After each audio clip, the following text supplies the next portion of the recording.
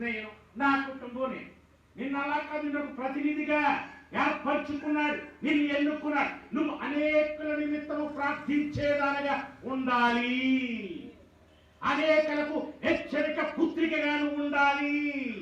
అనేకులకు వాక్యమును వడ్డించే వ్యక్తిగా నువ్వు ఉండాలి. యాకోబు వచ్చాడు.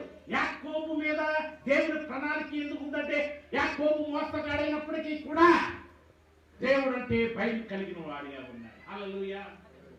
శ్రమ పడిన వాడిగా ఉన్నాడు, శ్రమించిన వాడిగా ఉన్నాడు, కష్టపడిన వాడిగా ఉన్నాడు, సాక్షిని చేశాడు, ఆలయస్థనం చేశాడు, జీతాలు మార్చినా చిన్నదాన్ని ప్రేమించాడు, పెద్దదాన్ని చేశాడు, గుడ్డుదాన్ని చేశాడు, మళ్ళీ చిన్నదాని కోసం మళ్ళీ పాలయస్థానం. అబ్బబ్బబ్బ ఎన్నో శ్రమలు పడ్డాడు. ఈ శ్రమలన్నింటిలోనూ అతన్ని బలపరిచినది ఎవరో తెలుసా? అతడు తన వాళ్ళ అన్నతో గొడవ పడి వెళ్తున్నప్పుడు ఆ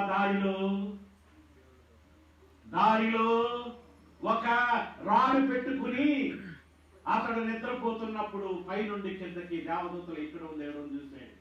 అయ్యా, నీ సన్నిధి నాతో ఉందయ్యా, నేను నా శ్రమలన్నీ తీర్చుకుని, నా బాధలన్నీ తీర్చుకుని